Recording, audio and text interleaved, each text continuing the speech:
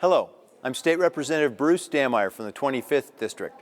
Thank you for joining me today from the House of Representatives in Olympia. We now have 1 month left in our 105-day legislative session. In this remaining time, lawmakers must determine the state's next 2-year budget and also find ways to help struggling families. Our state received a revenue forecast last week. This is a report that talks about our state finances, essentially what we have taken in tax collections and what we expect will come in. The bad news is our state now faces an $8.8 billion shortfall. But our chief economist believes we may be at the bottom of our economic troubles. Let's hope that our economy is gaining strength. I personally believe in our economy and entrepreneurial spirit. We will bounce back, but from now until then, lawmakers need to help families and employers that have a real tough time of it. The first and most important thing we can do is balance the budget without raising taxes. Unfortunately, not everyone in Olympia agrees with this approach. Those who want to raise taxes are taking a short-sighted approach, in my opinion. While I respect my colleagues who embrace this option, I feel it would actually make our budget and economic problems worse. Our recession is consumer-led. When consumer spending is down, it adversely affects tax collections. Therefore, it is not smart to take more money out of the pockets of our hardworking people. Lawmakers, particularly the majority party, also need to look inward, and we need to learn from our mistakes. It cannot be overlooked that our state spending has increased by 33%, or more than $8 billion in the last 4 years alone. While the economy has certainly played a role in our budget problem, so has overspending. And we have a chance to correct one part of this equation in the next month.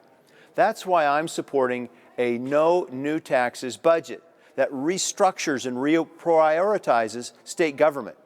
This means fully funding education, public safety, and protecting our seniors and disabled populations.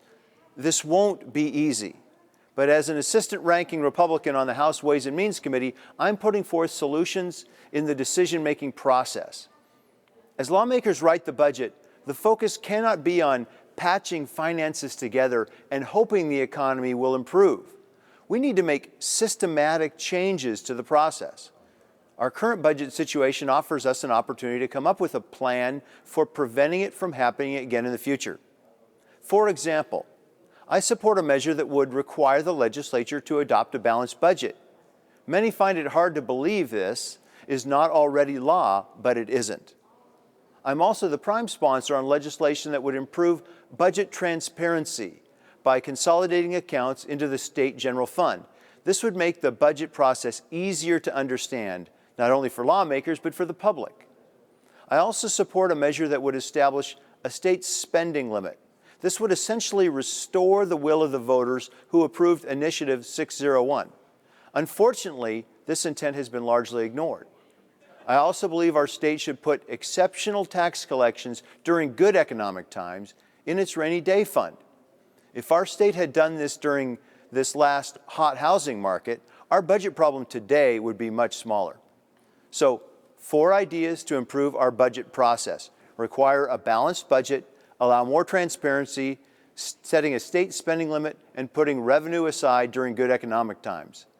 I think you would agree these are not partisan concepts. In fact, these principles are rooted in common sense and followed by many families and small businesses today.